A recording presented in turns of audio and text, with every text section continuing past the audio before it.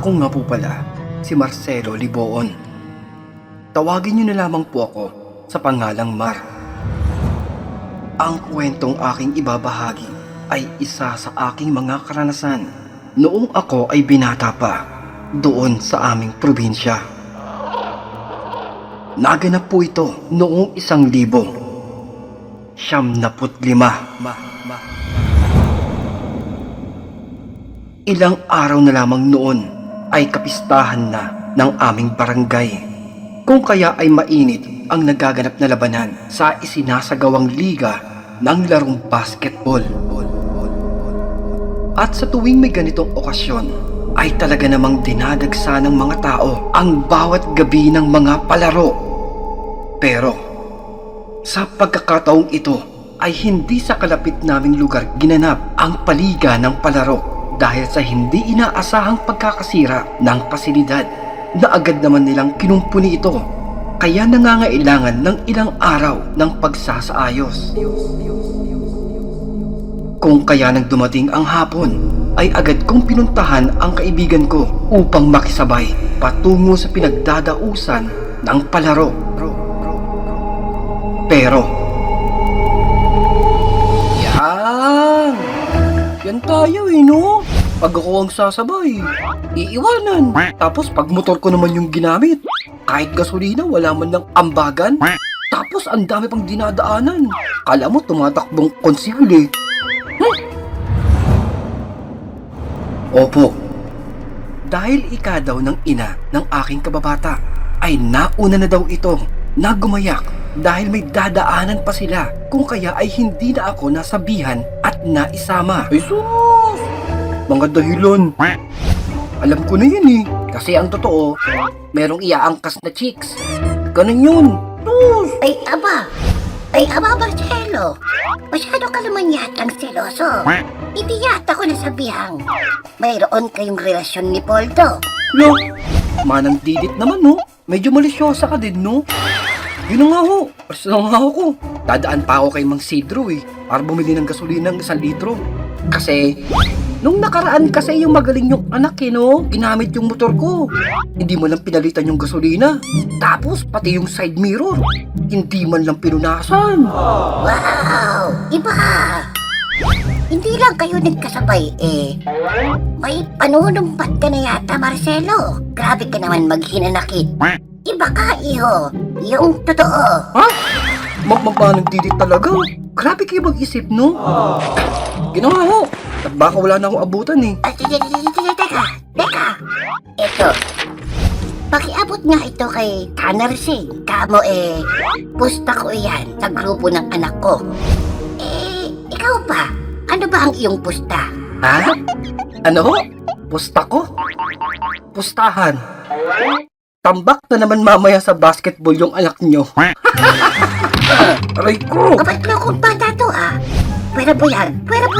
Aray naman manang didit. Sa totoo naman eh. Saka bakit kayo pupusta?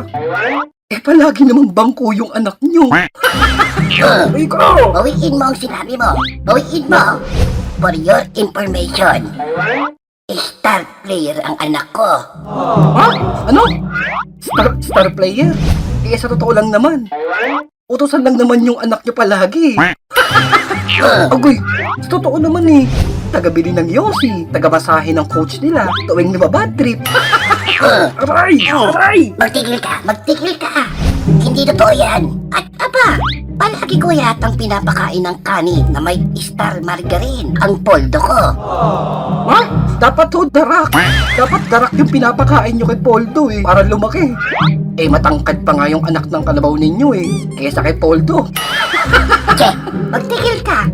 Aray ko! Aray! Inggit ka lang kamo kay poldo ko. Kasi, magiging star player ito ng NBA. Ang anak kong si Poldo. Ano ho? NBA? Kailan pa nagkaroon ng diga sa basketball ang mga nuno sa punso? Eh tapos, pinagsuot pa ng uniformeng kulay green. Mapagkakamalang gasol yung anak nyo eh. Aray ko! Aray! Lumayas ka na nga. Yun na nga ho. Baka imbis sa palaro ako pumunta eh. Kay Mang Ompong manghihilot ako bumagsak nito. Eh parang nagsasabi lang naman ako ng totoo. Che, magtigil ka. Ayas. O sige na. Mag-ingat ka, iho, ha? Oo, sige na ho. Mag-ingat kayo pag-uwi. Sige na. Kayo din ho. Ingat ho. Matapos dumaan sa kabahayan ng aking kaibigan, ay sumaglit ako sa maliit na tindahan upang bumili ng gasolina. Saka tumuloy na patungo sa may pagdadausan ng palaro. Ilang sandali akong nagmaneho ng motor na hiniram ko lamang noon sa aking tatay. At sa aking pagbabaybay ng daan ay sa wakas natatanaw ko na ang tumpok ng mga taong patungo din sa aking pupuntahan. Na akin namang nakita ang ilang kakilala at isinabay na din, lalo pa ilang distansya na lamang at kami ay naroon na.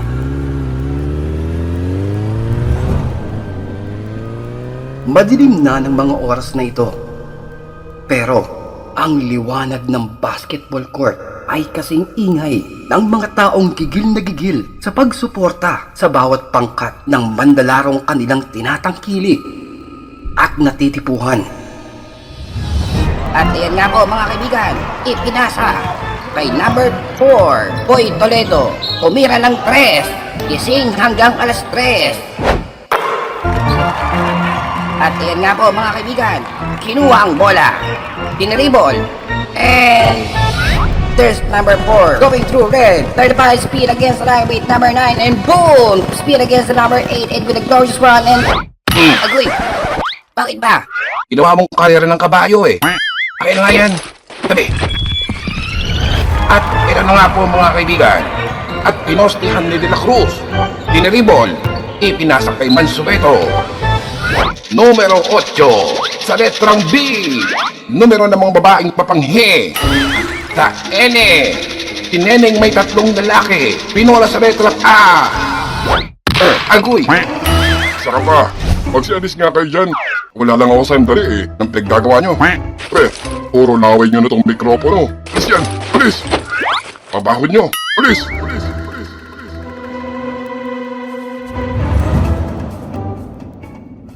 Sir Narrator, dito po sa aming probinsya ay talagang pag sinabing basketball ay talagang dinadagsa po ito ng karamihan. Na kung inyo pong makikita lamang ay halos aakalain mo na narito ang buong barangay dahil sa kanilang mainit na pagsuporta. Na kahit papakin pa ng lamok ay wala kaming pakialam, basta lamang mapanood ang napakainit na laro dahil ito na talaga ang aming pinakapaboritong libangan sa aming baryo. At ilang sandali pa ang lumipas. Sa wakas, natapos din ang palaro.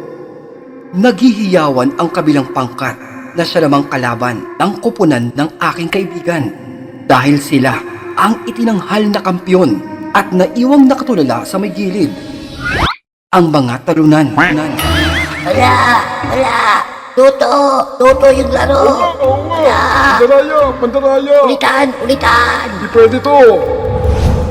Habang ako naman ay heto, tuwang-tuwa dahil naging triple ang aking napanalunan dahil doon ako pumusta sa may kabilang kalaban. Basic, di ba? Eh paano ba naman kasi mananalo tong sila Poldo eh? Yung coach nila, pandag. Tapos yung 3 kasama niya, ay hika. Yung 2 naman, tumatakbo, paika-ika. Tapos yung isa, hugot daw. Eh saan hinugot yun? Eh si Mang Rene na magpapansit yun, na mukhang pusod. Eh anong alam nun sa basketball? Tapos yung isa naman, kala mo nandidiri sa bola. Ayaw hawakan. Wala man lang sa kanilang umabot kahit hanggang balikat ng kalaban eh. Kala mo kinder. Agoy! Uy! Poldo! Poldo my friend! Basta! Anyero! Uy! Galing-galing ng laro nyo ah! Muntik pa kayo magkasundukan ng kakampi mo ah! Ganun. Huwag kang nasama sa amin ha. Eh dapat kasi, sumali na lang kayo sa may going bulilit eh. Aray! Eh, sa totoo naman eh. Kita mo yung kalaban nyo. Hindi na nga tumatalon eh. Tapos, lahat shooter. O diba? Samantalang kayo, nagkakabanggaan pa. Muntik pa kayo magkasuntukan. Para kayong trumpo eh. Paikot-ikot lang kayo eh. Ganon. Rumpo pala ah. Aray! Huwag kang kasama sa amin ah. Pero lang, ito naman talaga oh. Best friend. Tandaan mo. Kahit talo kami, pogi pa rin kami. Lolo. Pogi pala kayo eh. Eh bakit hindi kayo dun sa may That's My Boy sumali? Aba, naraulo ko talaga ah. Ay! Yan ka na nga. Pero lang eh. Huwag kang kasama sa amin ha. Kakain kami dun sa may bahay nila Juanito. Yoy! Teka! Best friend!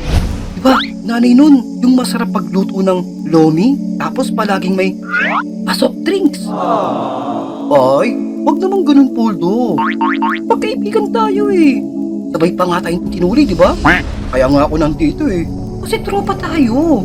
Eh tsaka, pagkaibigan tayo eh. Okay, uwi ka mag-isa mo. Doon ka na. Joe, Aray! Bebe, magsik dito. Basta alam namin. Tuto yung laban. Nye, luto. Nagsasabi mo. Okay, uwi ka mag-isa mo. Dahil talunan ang pangkat ng aking kaibigan, ay may kanya-kanya silang lakad. At dahil din dito, ay wala akong nagawa, kundi bumukod at humiwalay na lamang. Ngunit, bago ko umuwi, ay sinulit ko ang aking pagparito.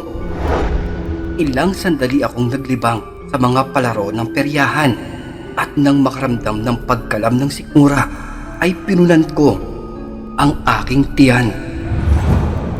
Ganito lamang kasimple sa probinsya. Matapos ang mahabang pagsusumikap sa bawat hanap buhay, ay sandaling libangan ang aming uri ng pagtakas. Subalit, tila kay bilis ng oras at masyado na akong nalibang. Lumalalim na ang gabi at saka ko lamang naisip na medyo malayo pa ang aking dadaanan papauwi. Diyos mio! Kakainis kasi yung lobong yun eh. Umiilag pag tinitira. Kala mo may sariling buhay eh. Hindi mo matatamaan talaga eh. Ay! Nakauwi na nga.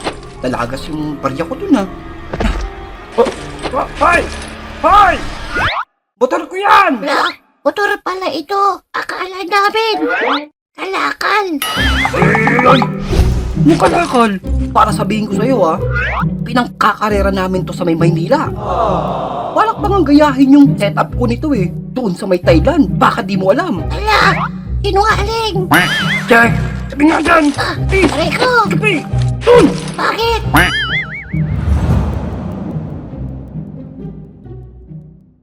Binuhay ko na ang makina ng aking motor, saka tumuloy na upang umuwi.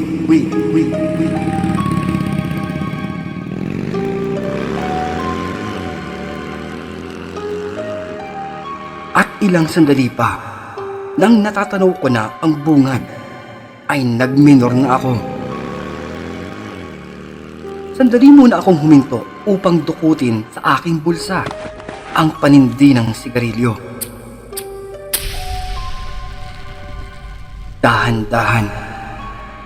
Dahan-dahan sa pag-angat ng aking ulo. At biglang natigilan ako. May naaaninag akong babae.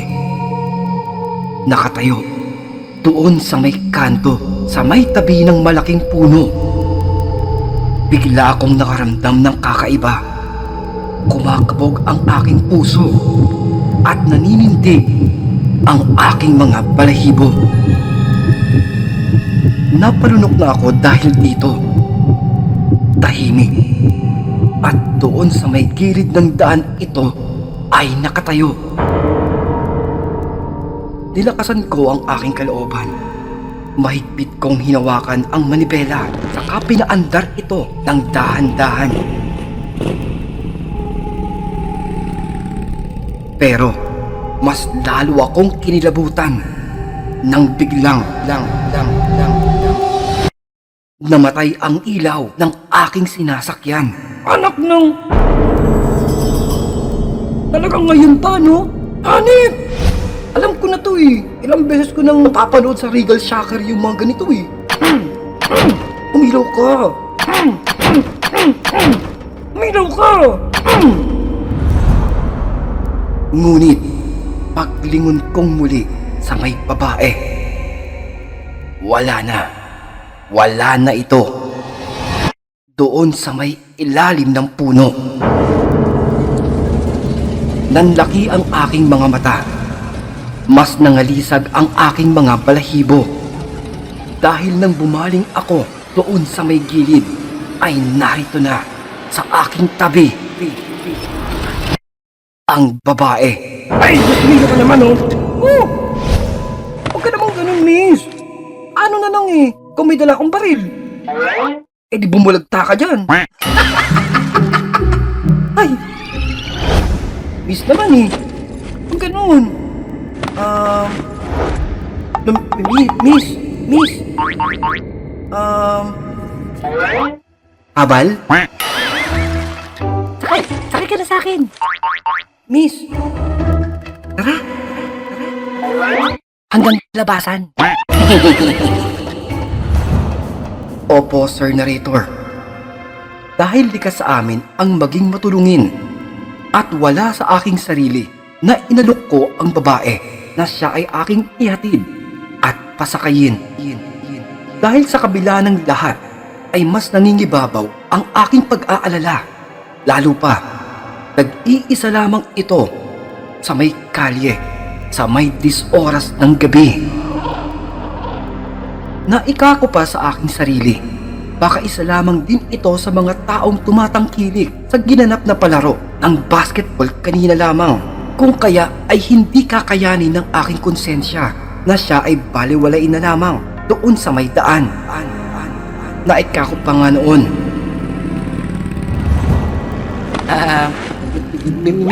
Miss, saka punta? To the moon? Sensya ka na kanina ha? Eh, nabigla lang ako eh. Muntik na kita tuloy suntukin. Alam mo na, pagugulatin. Sensya na ha? Sinubukan ko pa itong kausapin upang mapawi ang kaba na aking naramdaman. At tila epektibo nga ito dahil napanatag ako ng bagya. Kaya ipinagpatuloy ko pa ang aking pakikipagkaibigan. Miss, tagasan ka ba? Galing ka din ba dun sa may palaro kanina? Nasaan yung mga kasama mo? Saka sino ba yung pinunta mo dito? Saka... Yan, insekto. Ang ganda ng laro kanina, no? Miss, di mo na itatanong. May 4 kaming kalabaw, 3 hektaryang lupa, may 4 kaming baka. Saka, first honor ako eh. Nung kinder. Kasi nanay ko yung teacher namin eh. Miss, may syota ka na? Miss, uy, grabe naman to. Basahin mo kasi yung script mo. Parang tanga eh, pag ako mainis, babangga ako tong motor. Ay, bahala ka nga dyan.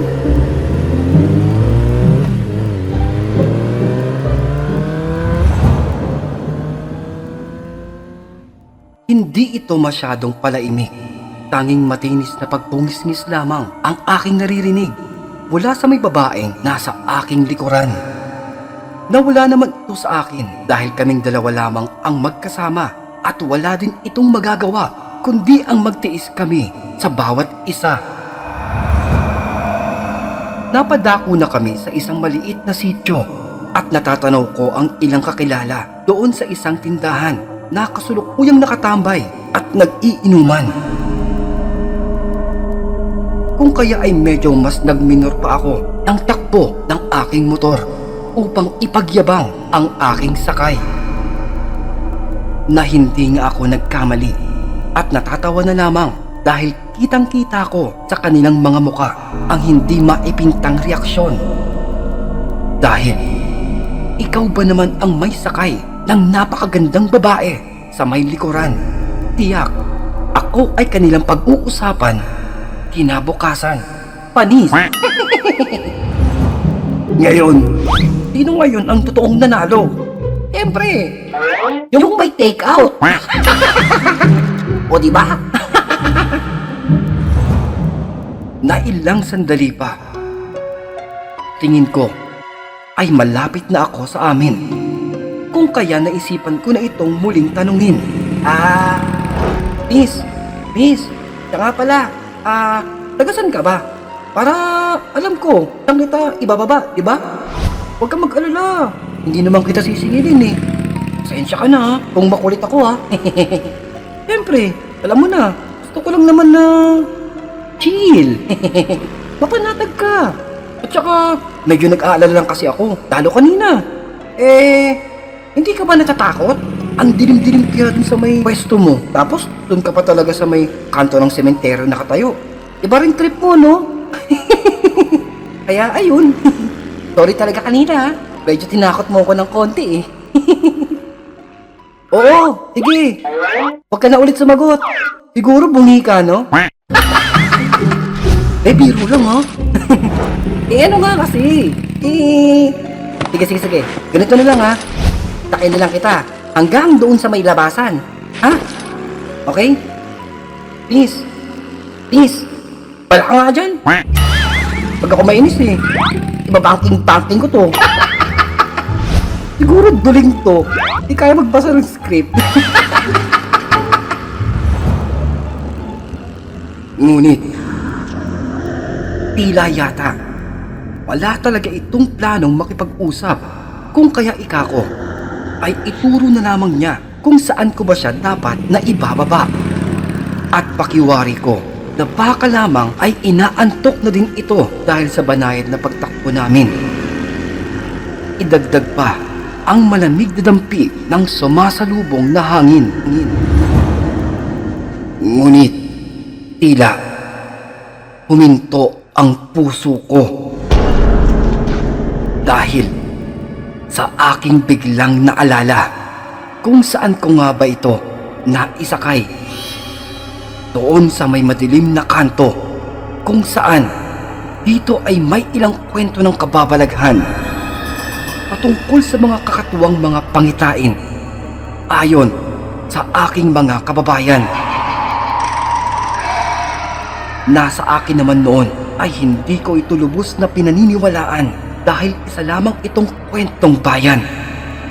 Ngunit sa pagkakataong ito, hindi ko alam kung bakit mas nadama ko ang malamig na pagyakap ng babae sa aking likuran. Sunod-sunod na kumabog ang aking dibdib. Naghahabol ng paghinga. Nanlalaki ang mga mata at halos hindi makapaniwala. Sapagkat nasa aking likuran ang isang babae na aking isinakay mula sa may madilim na Camposanto. Pero mas lalo pa akong nangilabot nang aking silipin ang gilid ng salamin ng sinasakyan kong motor. Wala akong nakikitang babae sa aking likuran. Dahil dito, dala ng matinding takot, sumabog ang malakas na pagsigaw sa aking lalamunan at mahigpit na pinihit ang manibela saka matulin na pinaharurot ng takbo ang aking sinasakyang motor.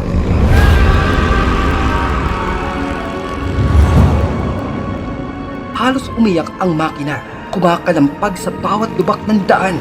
Walang tigil na parang mauubusan ng kalsada at sa aking pagmamadali, nawalan ako ng kontrol sa sinasakyang motor at nakita ko ang aking kasasalpukan. Ang napakalaking panandang bato. Jocelyn! Magpreno ka! Preno! Ito! Nang biglang muling nawala ang ilaw ng aking sinasakyan. Senyales na ang makina nito ay namatayan. Kung kaya naikabig ko ng pabalagbag ang manibela at nahiga ako sa may lupa. Sir Narrator, halos ilang segundo akong hindi bumangon. Pinapakiramdaman kung may anumang pinsala sa aking katawan. At nang makabuelo, ay dahan-dahan akong bumangon. Saka itinulak ang motor, papauwi na isang kanto na lamang ang pagitan sa aming kabahayan.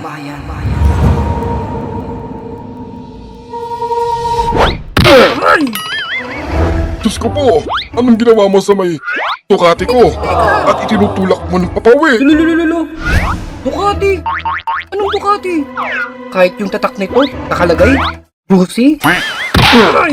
Masagot-sagot ka pa, ha? At saka, anak ng... Ano to? Bakit may sipit-sipit ng mga sanga at puro putik? Sinasabi ko na nga ba, ikaw yung humaharurot kanina. Yan ang napapala mo kakabarkada at puro inaatupag mo ay inuman. Puro kaalak. Oo! Ayusin mo yan. Oo! Ayusin mo. Ay, teka, ito na nga eh. Oo! Anak ng... Ayan, tumabit pa. Sabi kasi yun tay. Laki-laki ng tiyan mo eh. Raulo ka talaga. Ako, puro gasgas na.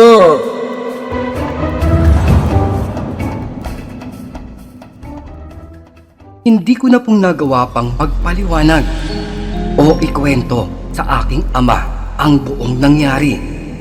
Dahil alam ko naman na hindi ako nito paniniwalaan. Kung kaya ay tahimik ko na lamang itong sinunod. Kinabukasan, laman ako ng tawanan ng aking mga kababayan. Sapagkat, nung gabi, ika daw ng ilan naming mga kakilala, ay mukha daw akong tanga.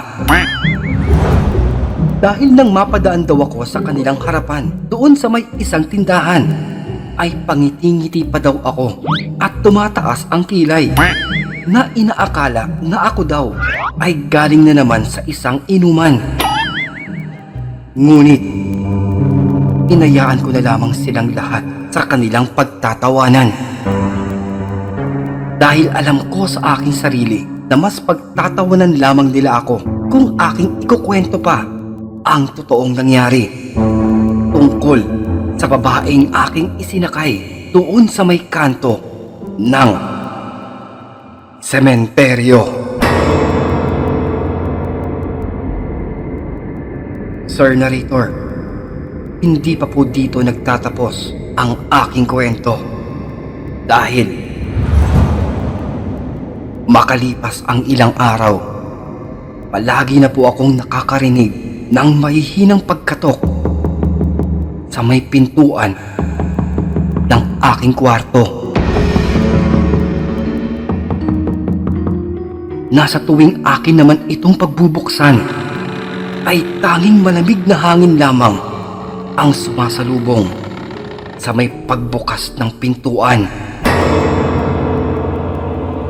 na hindi nagmimintis na dalawin akong muli sa aking panaginip ng mga eksaktong tagpo noong gabi sa may kanto ng sementeryo.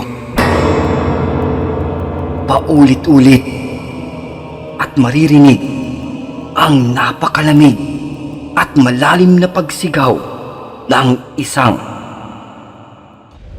babae.